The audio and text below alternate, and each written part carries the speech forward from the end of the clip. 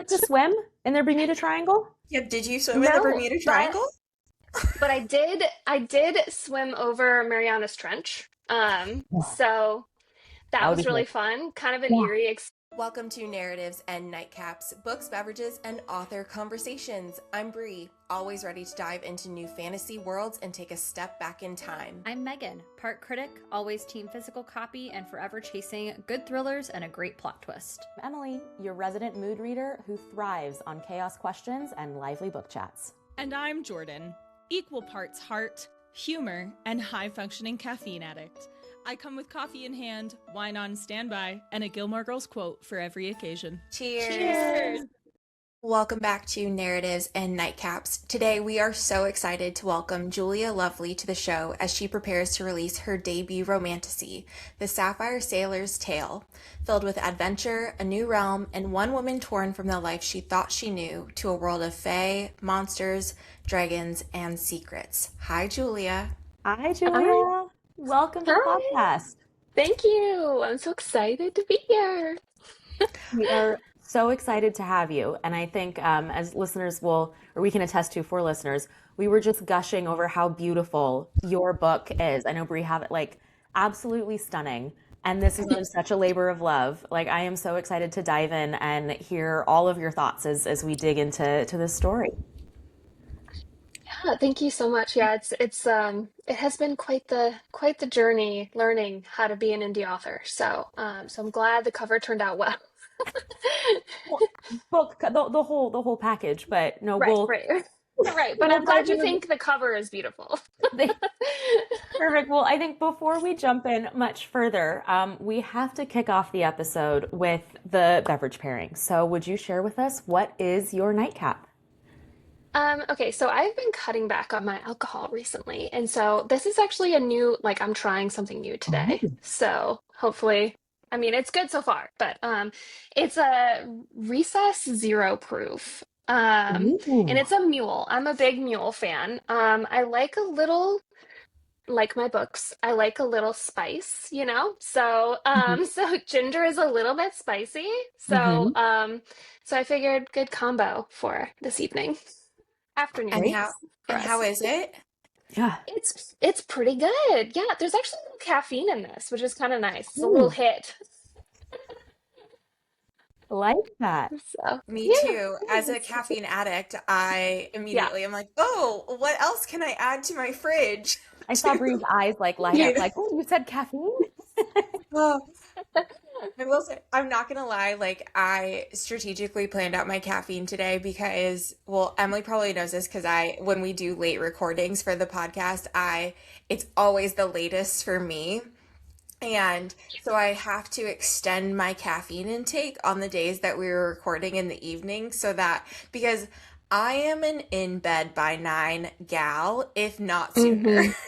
Like, and so I have to, otherwise I can't function. There was like one recording that we did this year where I think it started at 9 o'clock my time. And to this, I couldn't tell you what happened in that episode. I couldn't tell you what episode it was. I have no idea what I said. Oh my gosh. So, yeah. So anytime you say that you're like, it's zero proof and there's caffeine, I'm like, I need to go to the store now to go get. Amen. Yeah, it's I also have to. I was just talking about this the other day. I It's like a balance between like the amount of anxiety I have and the amount of caffeine I have, and it's like I have to choose between do I want to be anxious or do I want to be tired? Yep. And I normally go with anxious. I always settle Yeah. on that. I'm Yeah. like, I'd Yeah. rather be awake and deal with it. Give me more caffeine. Yeah.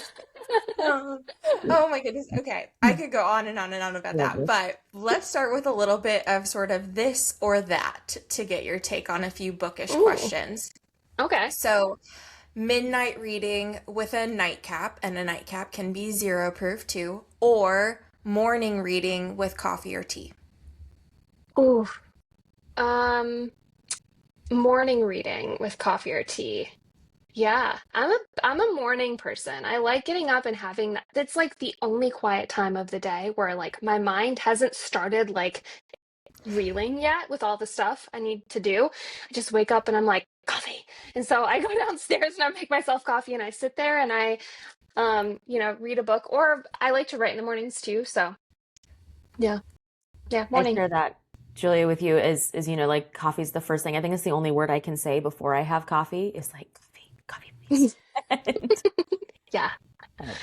All right. So next one, morally gray MMC or golden retriever energy?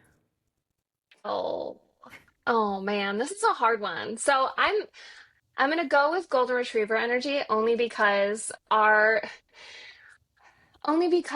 well, if you read Sapphire Sailor, you know why, I guess. Hmm. I choose golden retriever energy. So I feel like we should leave it I'll leave it there. at that. I I'll know. leave it at that. Read Yeah. the book. Yeah. Okay, happy ending guaranteed or emotional devastation but worth it. For this time of year, I'm a happy ending kind of girl. Um, it's the summer. I like light things. I like, I like the lighter stuff. Obviously, emotional devastation is always like I love that. But I feel like this time of year, I'm loving like the rom-com vibe. So I think, yeah, we'll go with happily ever after. I like that. Seasonal reading, right? Yeah, Yeah. yeah. Yeah. There you go. All right. What was the last book you read and couldn't put down? Okay, so I went on. Oh, I actually have it right here. Oh my gosh. I have stacks of Perfect. books. Okay, so it's like you can see it's a huge stack. It's gonna fall over. Stay. Okay.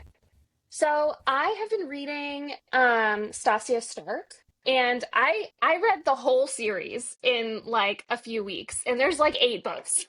Whoa. So yeah, it's Speak of the Demon, and it's this is the first book in her series, and there are some like interconnected spin-offs too. But it was just so good. It's more of like a paranormal romance. And it's it's awesome. I loved it. So a good one to get lost in, I think, especially between really heavy reads. So The that's what fact I that would you said recommend. you read like 8 books in a few weeks, sold. That alone. Tells me everything I need to know. Exactly. Okay, but I was also scoping up behind you because I couldn't see Oh that yes. stack. And I need to know about the Wolf King because Julia, when I tell you that like I'm doing everything I possibly can to wait until the third one is out, like it is such an understatement because I'm so desperate to read them, but I kind of want to wait until the third one is out so that I can just breeze through them. But what are your thoughts? Wolf King, I could not put it down. This was like I would read through the night. This book was so good. This one is amazing. And then I don't know if I should tell you.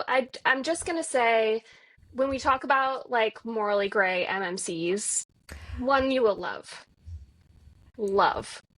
So Okay, so should I just dive in or should I wait? Like, will I be so upset if I okay, so but just breeze through too? Asking like, should I do now so that I will have emotional devastation waiting for book 3? um so I will say that I cannot wait for book 3 to come out. I'm so excited. But also I couldn't put it off because I had heard so many good things, and so I did read it farther in advance.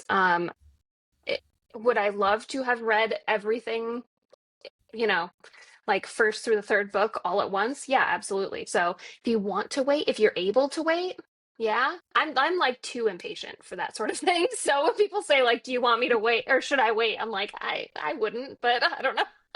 I literally stood, I'm not kidding, on Saturday, so a few days ago, I literally stood there in the bookstore and stared at them. And I was just like, do I get them now? Do I wait? Do I get them So now? Do I wait? I think it's a sign, Bree. I think it's a sign. they're also irresistibly beautiful too. So They're there's so that. pretty. I know. Yeah. Yes. And Okay. one thing all 3 of us have in common is a good sprayed edge, like will Yes. get me every time without fail. Hmm. Yep. Take all my money. Yeah. Yeah. If you picked one song, and maybe there are many, but if you picked one song to pair with Sapphire Sailor, what would you pick? Oh my goodness. I This is so hard because I'm a big fan of music and I listen to music a lot when I'm writing. And there are so many. I don't know if I can choose. Oh man. Um there was one I did a reel recently and it fit perfectly. And I just don't remember the name of the song, so I wish I could tell you. Now I want to pull it up and tell you what song it is because it fit perfectly. Shameless plug. Make sure you're Mm, following Julia Lovely on Instagram. So, oh yes, that's so funny. It's called "Will I Make It Out Alive?" oh, oh, that's a good one for this. I was gonna say the song title itself is so fitting. I know. I was like, that, yeah. Okay, so it's "Will I Make It Out Alive" by Tommy Profit and Jesse Early. This is a maybe a bigger question to end on, but what have fantasy romance novels meant to you as a reader? Ugh. So I have such a strong love for fantasy romance, and it is a very personal reason, but ultimately. I had really bad postpartum depression after the birth of my daughter. And I was really struggling to figure out something that would get me out of this um, fog that I had fallen into. I just felt like I was stuck in quicksand. I didn't feel like I didn't feel like myself anymore. I didn't feel strong. I didn't feel I just there were a lot of things I wasn't feeling, that spark that you have sometimes. I just didn't feel it anymore. And then I started reading and I started with ACOTAR and which is a lot of, A Court of Thorns and Roses is the thing that get a The lot of gateway people, drug. The yeah, the Gateway. gateway drug, right? Um, but I read the series and I loved it. And then I got to Nesta's story and it just resonated so much with me. The things that she went through, her mental health struggles in that story just it hit me so hard. So then I was like, I love this. I love this so much. And then I couldn't stop reading romantasy and I started getting into indie authors and they had such unique stories, beautiful stories. And I was like, I think I could write one of these. So that's how we ended up here. I love that, Julia. That spark that, I could do this. I think I could do Hmm. this. That's Yeah. just such a cool, like your own, version of Nesta's journey. That's incredible. And you have. And it's a beautiful story that weaves Oh, in, thank I you. know elements, we'll get to this and, as the episode goes on, but weaves in elements of your own experience, which I think is one of the Hmm. things that I love when I'm reading, whether it's an indie author or otherwise, but when there's glimmers of the author, throughout the story, that just it makes it so special and so personal. Yeah, yeah. And I think, writing my own story and also reading other people's story is one of the things that kind of brought the spark back into my life when I was going through such a difficult time. So, yeah, romantasy means the world to me. All of us. Yes, to all of us. But I think a lot of people can relate to that too with you. So it's awesome that you're able to share that now as well for anybody that maybe feels similarly and it hopefully gives them a little bit of light too. I have always found it so mental health has always been a really big part of my life. My undergrad is in neuroscience and psychology, and then my graduate degree is in applied psychology. Psychology is extremely important to me, and recognizing that, but then also being able to, when you are going through something difficult, recognize it in yourself and saying, "Oh, I'm the one who needs help now." That is the difficult thing, and I think if for me, I've always promised after having gone through that I will share my story with people because I think it's so important that people know that they're not alone when they're going through something like that. So, I couldn't agree more. Well, I think it is a good time to transition now that you've kind of given everyone a tease of your background and what to expect. So let's jump in, no pun intended, literally, to the Sapphire Sailor's Tale. Can you please tell us what the story is about? Yeah, absolutely. So I was in the Navy, and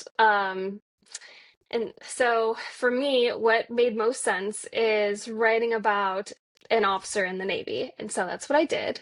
The story follows Cordelia, and she finds herself swimming in the Bermuda Triangle while she's on her first deployment in the Navy and gets sucked to the bottom of the ocean by an unseen force and transported to another world where she encounters enemies, lovers, fae, monsters, dragons, and an unbreakable curse. And she finds out she has to break this curse with the friends that she finds along the way. It's such like that's a beautiful summary, and also I'm like, oh my God, the adventure and the friends and like all the elements. Yeah, There's your so much pitch there. is, you have your pitch down because I'm I like, was gonna say, yep, I was like, I'm that's like, so that's it, but good. there's also like, but the friends and all of it. Um, but first up, because we're about a month out or so from release. Mhm.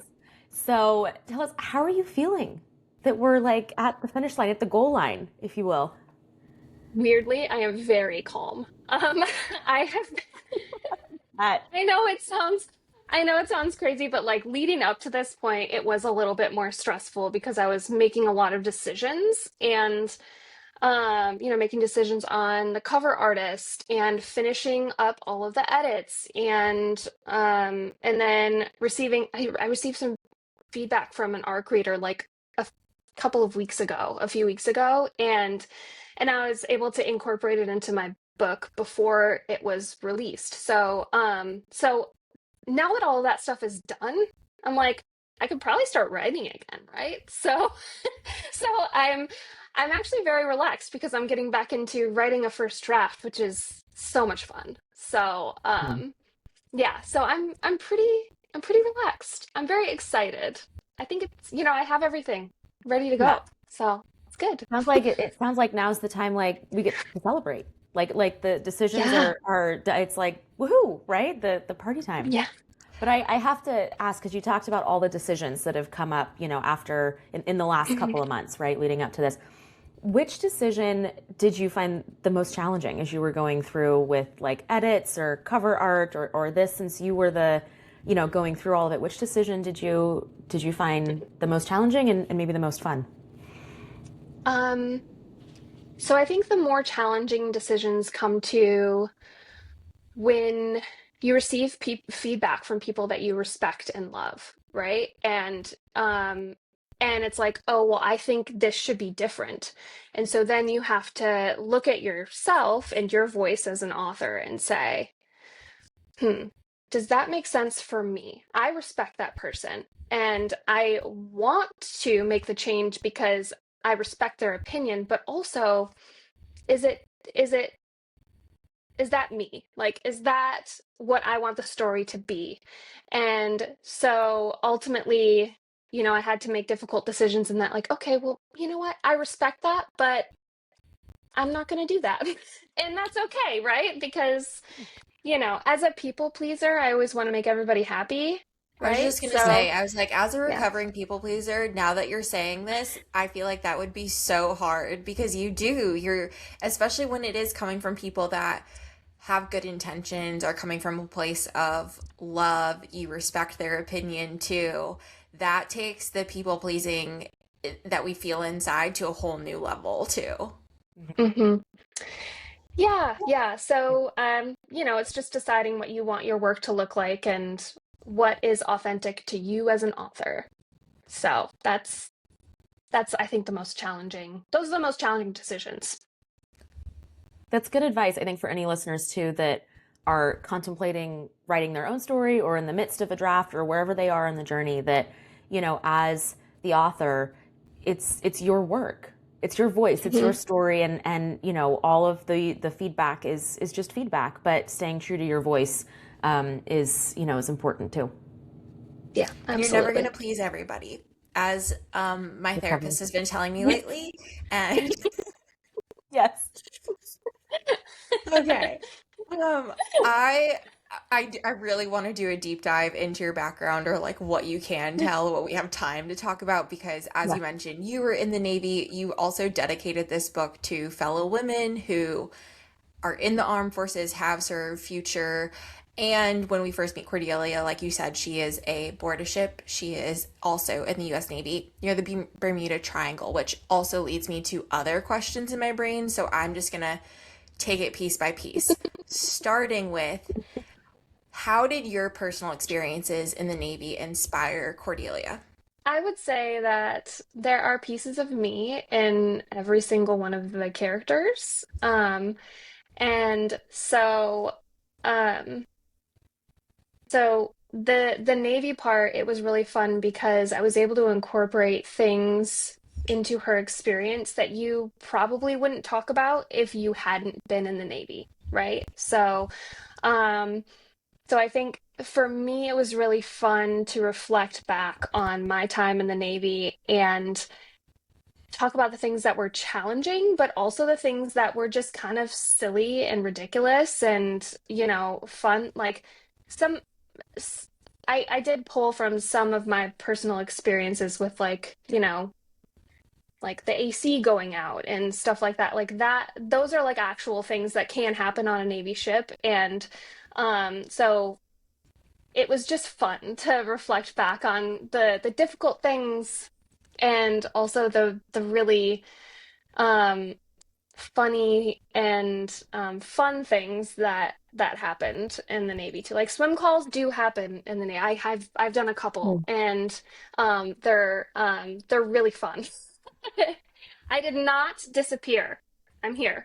So Did you get to swim in the Bermuda Triangle? Yeah, did you swim in the no, Bermuda but Triangle? I did swim over Mariana's Trench. Oh, So that that would be was really cool. fun. Kind of an Yeah. eerie experience, right? Yeah. The deepest part of the ocean. So, Yeah. so that was fun. Just like things like that I'm so glad I was able um to be in the Navy because it's a privilege. Not everyone gets to do it. So yeah. I have to say, Julia, the two parts of your book that I absolutely loved the most is one, the Navy element that you brought into this, like that it was so unique, and your descriptions and way that you position that was just so fun as a reader to follow Cordelia through that part of the book. And the second piece was Cordelia's inner monologue, which I think you mentioned like the importance of mental health and like her voice and the strength in keeping that forward. And like I lived for her little like inner monologue in her head, snarky comments, funny comments. Like they were just so well done, like throughout the book. It was awesome. But I'm gonna stay on Thanks. the Navy track a little bit because I think you've had a really unique path with this book because of the element of having the U.S. Navy mentioned in the story. So you've shared that you had to undergo a security review for this novel, Mm, right? yeah. Can you tell us a little bit just about what that entailed and kind of how it impacted the process, what you can share? Yeah. So there is it's called the pre-publication security review. And you so everyone who has been in the military who has had a or worked for the government who has had a security clearance has to, if they write about the military or the government, submit it to that organization, anything that they're going to publish. Um, and so, funny enough, I had to submit this book, which um, is only a little bit Navy, um, but but a lot fantasy romance, and so I just I wish I could have been a fly on the wall when they read that in the office. It makes me Yeah, kind of like kick my yeah, feet thinking about someone in the government reading your book. So it yeah, just like yeah. makes me giggle and Yeah. and kick my feet a little bit thinking about that person. Yeah. Yeah. So I went through this process, but I had to actually, I submitted it, and then the government shut down for a while, which means that they had someone in the office, but was very limited manning in the office. So it took a lot longer than expected to get that approval, which means that I had a lot of delays, which was not a bad thing because I kept writing something else. So. So it was, it was fine. It all worked out. That's such a unique process. And Brie, I echo your comments that it just makes me giggle, wondering and imagining like who was on the receiving end, thinking they probably had, I'm sure a stack of manuscripts of, other entities that are more US Navy centric or whatever the case might be. And they're the lucky ones that get a romantasy novel. I would just love to, be a fly on the wall, as Julia, you said.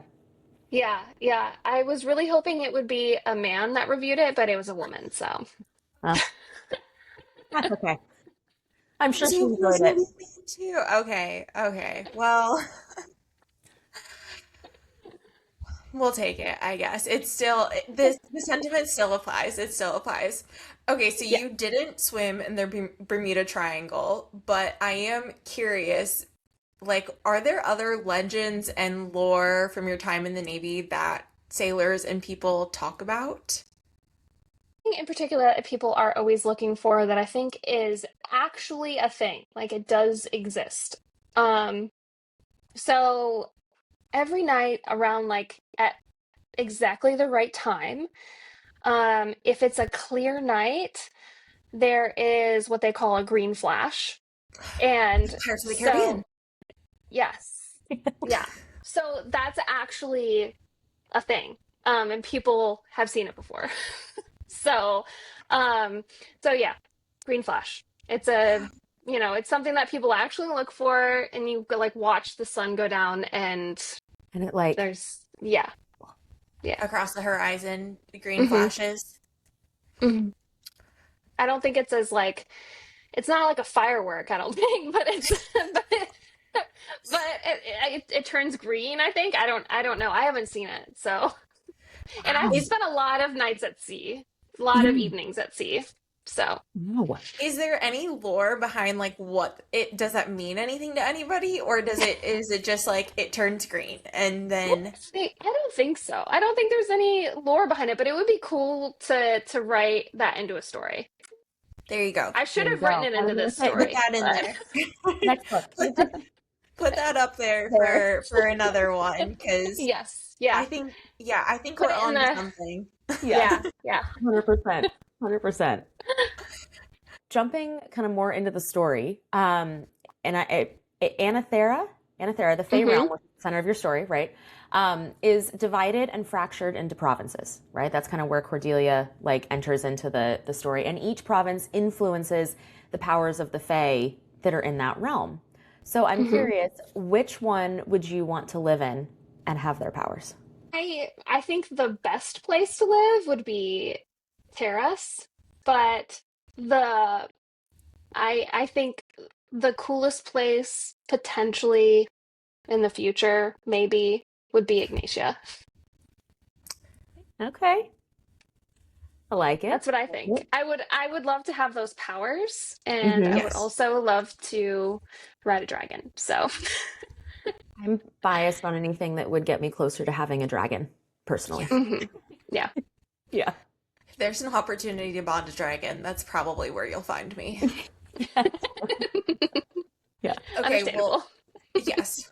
I think the three of us, like Like, we're all like wherever there are dragons, that's where we'll be. Everybody else, find your way yeah. And I'm not wherever. picky. Micro dragon, small Yeah. dragon, big dragon, like equal opportunity, just whatever comes our way. Yeah. I will just say something I've learned about myself this year, maybe in other years, but I've just fully recognized it, is like if I have an opportunity to bond a creature, that is what I'm gonna, whether it's a wolf or a dragon or something else. If that, like, that's where you'll find me. That's where I'm headed. Sure. I don't know what that says about me, but I'm just like, that's what I want. So that's why I gravitate to like all those stories. It's understandable. I mean, Mhm. I don't know. I love dragons, but I also wrote a story that has a dragon in it, so I'm a little biased. Okay, well, what was your favorite scene or part to write? Well, I think my favorite part to write would be the ballroom scene. It's my favorite scene, like altogether, probably. So Yeah. the I see Bree nodding. I'm getting so excited. I'm like, yes, yes, yes. Sorry, I'll calm Yeah, down. yeah. I think the ballroom scene was my favorite because, um, well, I mean, I don't know. It's like where everything changes. It's like the hinge on the door, where everything like it's just like everything in that moment kind of is a lot of things are revealed in that moment. And also I wanted to write it to be like this like beautiful ethereal sort of experience for everyone involved, including the reader and the Fae who might have been in attendance, if it actually happened. So, so for me, it just like it felt lovely, and it also felt like the first like safe, warm experience that Cordelia had, um, and of course, then we know what happens. I don't know if I should say that, Probably but not. We want to. yeah, Yeah. but yeah. I want to entice listeners to pick up the book because it is truly that good. And you're doing an excellent job, Julie, of like coyly, it's that part in the summary where you talked about, and she finds friends and goes on an adventure. And, but I shared that ballroom scene for me was like, you talk about, it's a door hinging. It was the aha. For me, it was the like, yes. And like, Mhm. then we head down a certain path, right? Yeah. For the whole story. It was really well done. We're also asking you all these leading questions, but then we sit back and we go, but don't tell everybody everything. Let us ask you all of these like leading questions that are pushing you to do it. So you are so thoughtfully navigating out. Yeah. Thank you. Yeah. It's very hard with this one too because people ask about the MMC and I'm like, I don't know if I can tell you. If you had to sum up the Sapphire Sailor's Tale for all of our excited listeners and readers that are going to go run out and buy the book, what are 3 words that you would use to describe the story? I would say fast paced. I'm counting that as one. Hyphenated. Hyphenate it. Yeah, exactly. Um, I I would say immersive, Mhm. and I would say funny, a little humorous, a little humorous. I Yeah. think so Okay. with Cordelia. I was like, you can't say dragons because we've already established that. I was going to throw in dragons as Yeah. the bonus fourth. Yeah, that's the bonus fourth word for that. We'll give that. That's the freebie for it. Yeah.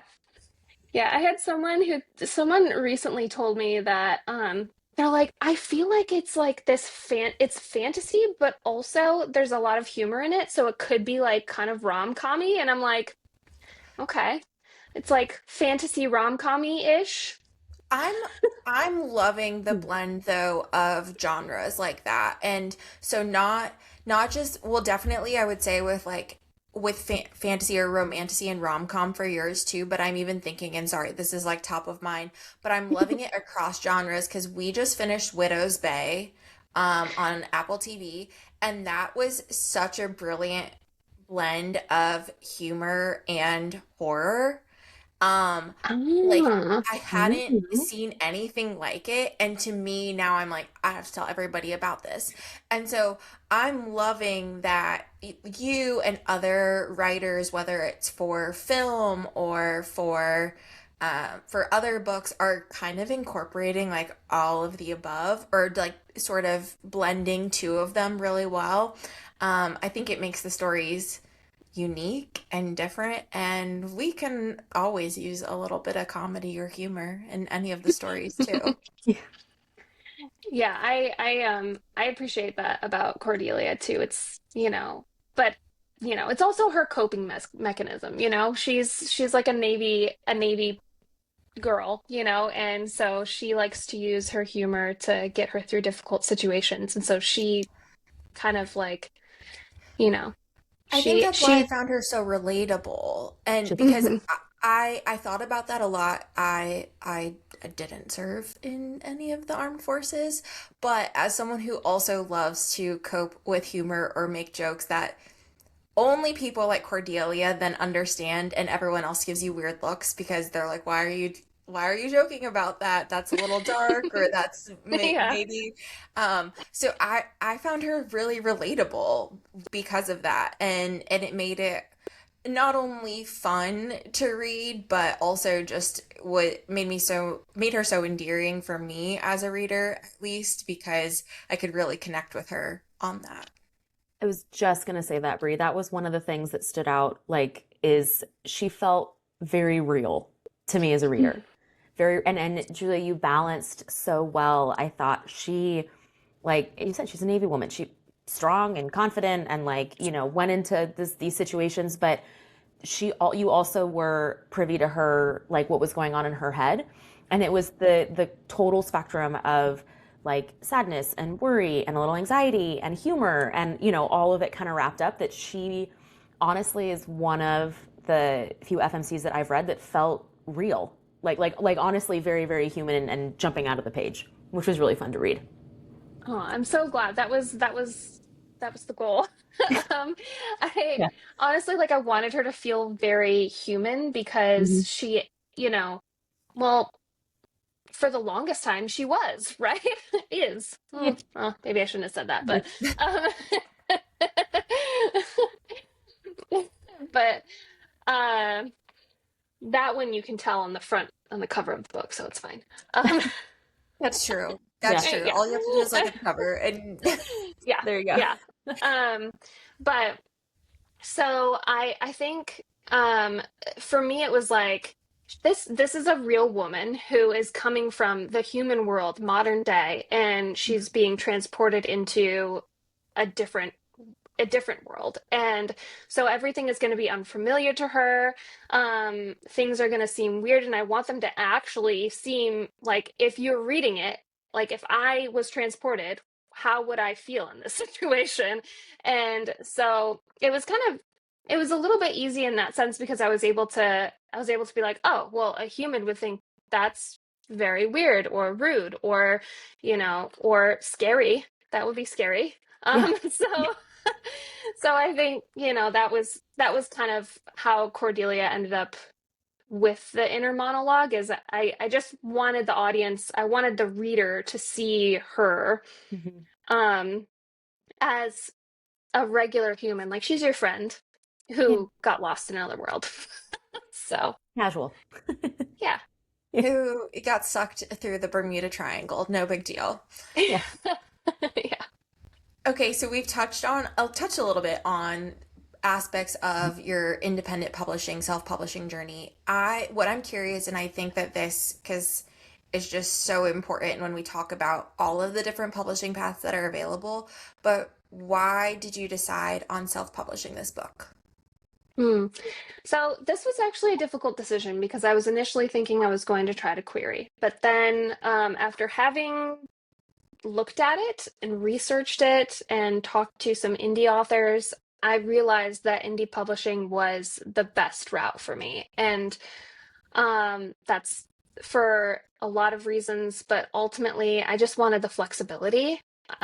Being a mom, I didn't want to be on a publisher's schedule. I was very comfortable with reaching out to people and trying to get my cover done by somebody else, and I wanted to be involved in all of that. I love art. This is mine. But so I like art, and so I wanted to be involved. I wanted it to be mine, and I wanted to be the person who hired my editor. I wanted character art that was what I chose that I thought would fit the book. So ultimately, I just wanted to be in control of everything, and timeline included. I don't know what that says about me as a person, but That doesn't surprise me. I think when you've poured so much into a story or into a book, right? It would be terrifying. I mean, if I just try to put myself like in your shoes, right? It'd be terrifying to turn over some element of creative direction, right? If you were, hey, this is the vision, this is in my head, this is how the character should look, and I want the scene to look this way, and Mhm. and I appreciate this feedback, but that's not really the vibe I was going for. So we're gonna keep going down this path. That would be Mhm. that'd be tough. And as you said, then you get to manage, you get to call the shots, right? Which works out because then you get it exactly the way you were looking for it. But I know Yeah. that we touched on like there were a lot of decisions on the process and ebbs and flows and delays and things were fast forwarding. So just for maybe other listeners that are contemplating indie publishing or going down that path, could you share a bit about what you've learned throughout the process or what's been the most surprising? Some of your advice? Uh, so when I first decided to go down the indie author path, I thought it was going to be like me doing everything with no one else. And what I realized is that the indie author community is so amazing. And I think that one of your previous authors on that you've talked to has talked about this too, um, where she said that the indie authors are absolutely amazing. They are very supportive. They help. They share your posts. They cheer for you. They help find you editors when you need an editor. Um, they, like all of this stuff that would seem very daunting to do by yourself, um, you're not doing alone. You have other people who are willing to help. And so I think finding the indie author community and working with them on a lot of things has been the most surprising um, thing, but also extremely helpful. Like, just, yeah, things would have been a lot more stressful had I not had my indie author friends. So, Hopefully that's reassuring for people though, because I think that that is, and I'm not saying there's not some truth to the fact that writing can be a very isolating process, but I hope that it gives other writers some sort of reassurance or hope too, because there is an amazing indie author community and then also book community too, and so many readers that will want Yeah. to connect with you and lift up your story. And so as like scary and daunting and as lonely as it might seem, hopefully that gives some people a little bit of hope too if they're looking to write, also considering self-publishing too. Yeah, I think that's great. With that said, you have a lot of excitement coming up as well. I'm trying to figure out how I can fly to Washington. Um, so you have an amazing event planned. What do you have in store for the launch of your debut? um, well, the details are still up in the air. But the owners of the place that I'm having the launch are absolutely amazing. Romantic Roots is what the bookshop is called. They sell plants and books, which, if you read the book, it makes sense. So, so I'm very excited. The store is absolutely beautiful. The owners are amazing. They have a lot of exciting things in store, but I will give you a sneak peek at the well, I think you have some of them actually, Brie. Oh, okay. I was gonna say, well, I definitely Um, have they're right there. but Just can't see. limited supply, but I do have some medallions, and there are going to be some free stickers, and yeah, there's some little ones here too for the different provinces. Emily, have you And seen then these yet? I haven't seen these yet. she No. hasn't seen the sticker. You have the character art. I have the character art, yeah, which yeah, but I hadn't seen like the province stickers or like that's. I'm They're already so deciding cool. which one I'm going to yeah. like snag. So character art is also, if you buy a book on the day of the signing, you'll get this for free. It will not be free after that. So just keep that in mind. I'm just saying. Pro tip: get in early. Yeah. And then a little bookmark. Man, So there will be swag. There will also be some little specialty teas there.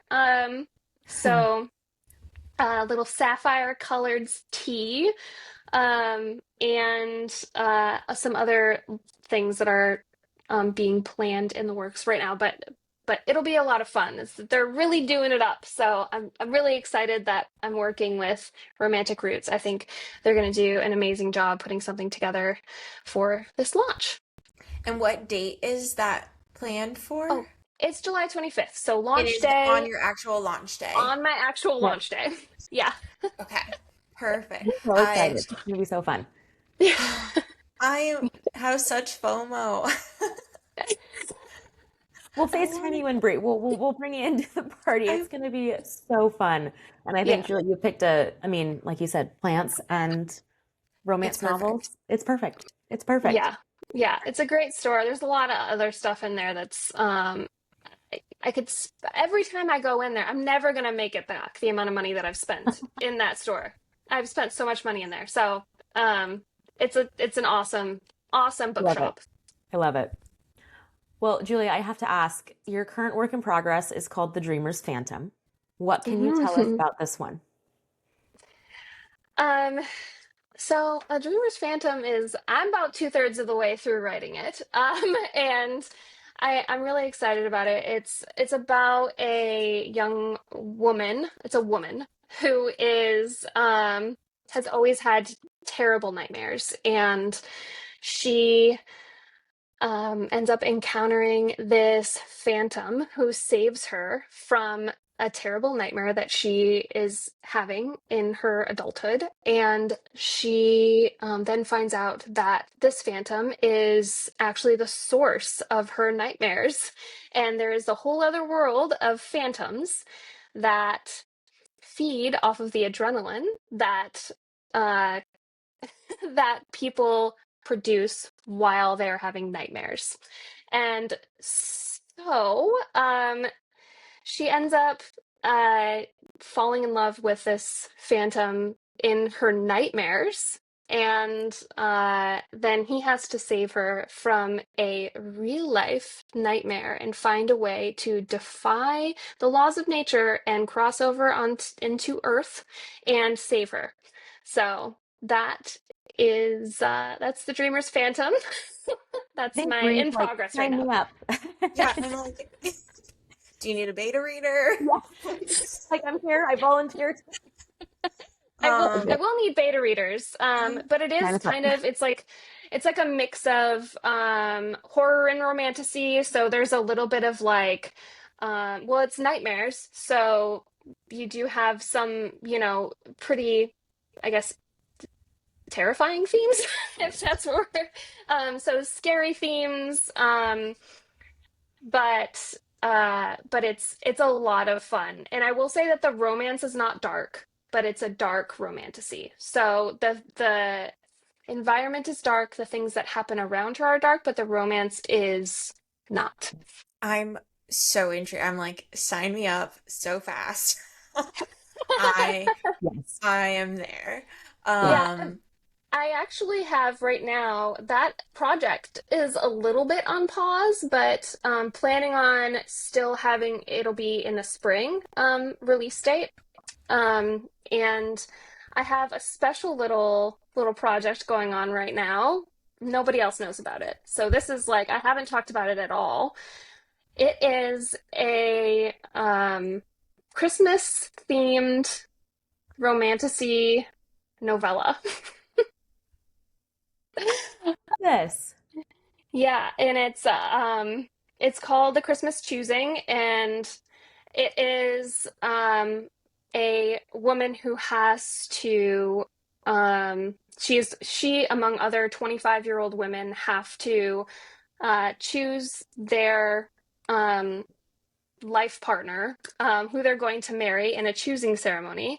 But she has been betrothed to Santa Claus. And the problem is that she hates him and he's awful. And on the night of her choosing ceremony, Malek shows up, who is Krampus, and he and he tries to convince her that she should choose potentially not a loveless marriage and choose him instead of Santa Claus. So This is like Mrs. Claus origin, but no guarantee that you'll get a Mrs. Claus. Now I want to know who she chooses. yeah, Okay, so what are you thinking timeline for this too? Yeah. I love all things holiday. I'm like, give me everything holiday-esque. So what are we looking at possibly with this? You don't have we won't hold you to it. Like you can obviously change your mind. He's like, I'm gonna hold you. she's like, but I had better have But it. I have I better I have might it. send you I might send you a clip of the podcast and be You're like, like, do you you remember got when it. you said Um, so the origin of this was actually a anthology short story that I was planning on writing with with a group of authors. And I hope it's okay that I'm talking about this because I haven't asked them. Um, but so we're planning on releasing that in October timeframe. I say we, I'm submitting my short story to lovely other author, and he is going to do all the stuff with it. So I'm not involved in the publishing, but I'm at least, submitting something.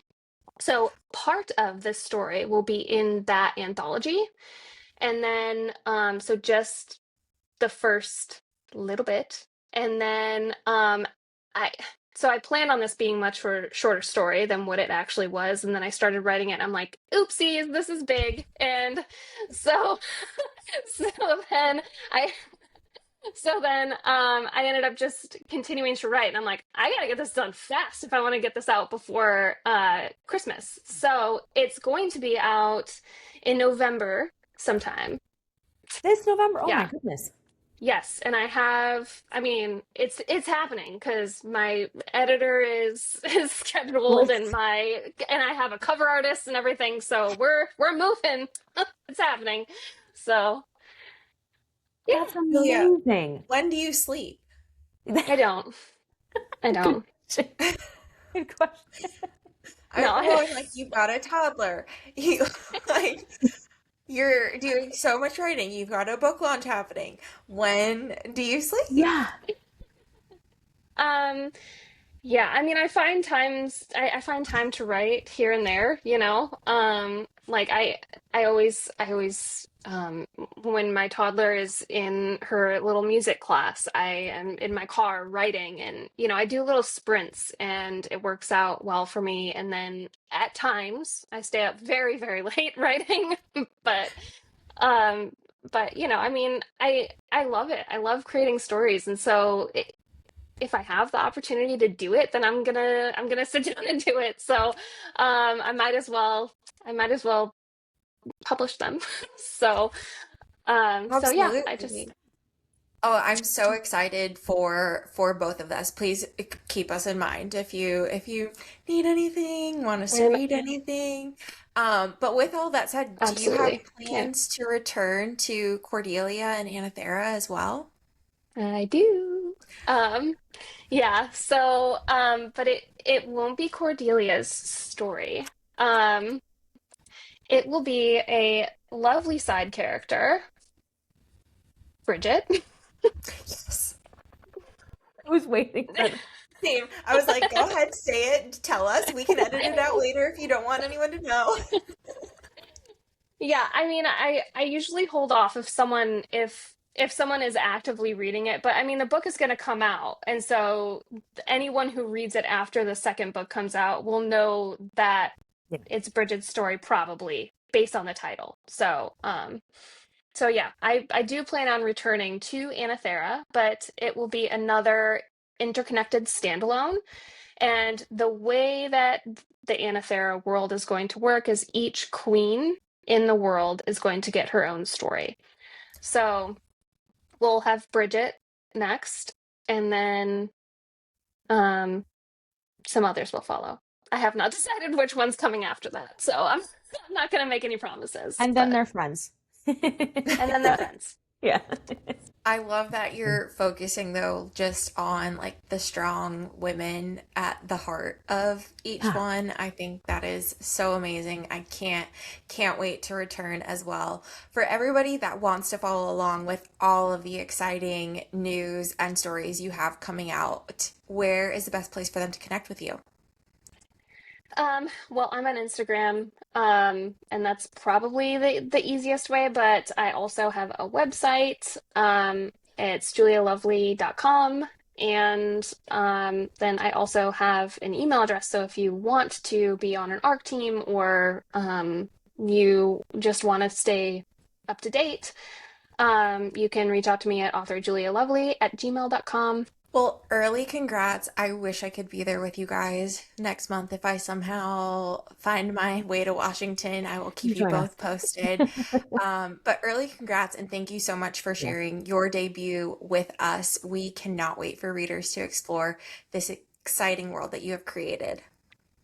Thank you so much. Yeah, it's been so great chatting with you, and I really, really, really appreciate you taking the time to both read the book and also just, taking an interest in my journey as an indie author. 100%. And I have to say, Your Christmas Story is now #1 come November when it's out on my list to read for Christmas. I will probably keep thinking about who does she choose? How does she choose? Until we get to November. Well, and and we're gonna have to talk about it in our holiday special. 100%. I was gonna say, if you guys, if you're interested in beta reading or ARC reading for that, I'm happy to send it your way. Put us on the list. I volunteer as tribute. Christmas in July. Okay, great. And one last reminder for everybody else, you can sail away with a Sapphire Sailor's Tale on July 25th. Cheers. Cheers. Cheers. Thanks so much for listening. The Narratives and Nightcaps podcast is a production of The Craft Co. with intro music created by Remington Haynes. Subscribe to the show on Apple Podcasts, Spotify, and YouTube. Follow at Narratives and Nightcaps on Instagram or visit our website, narrativesandnightcaps.com. Sign up for our newsletter to always know what we're reading next, which authors are joining us on the show, and for extra bookish and beverage info. Connect with our additional co-hosts, Jordan and Emily, as well. You can find me on Instagram at Cozy Reads and Sips. And you can find me on Instagram at books.bottles. Cheers! Cheers!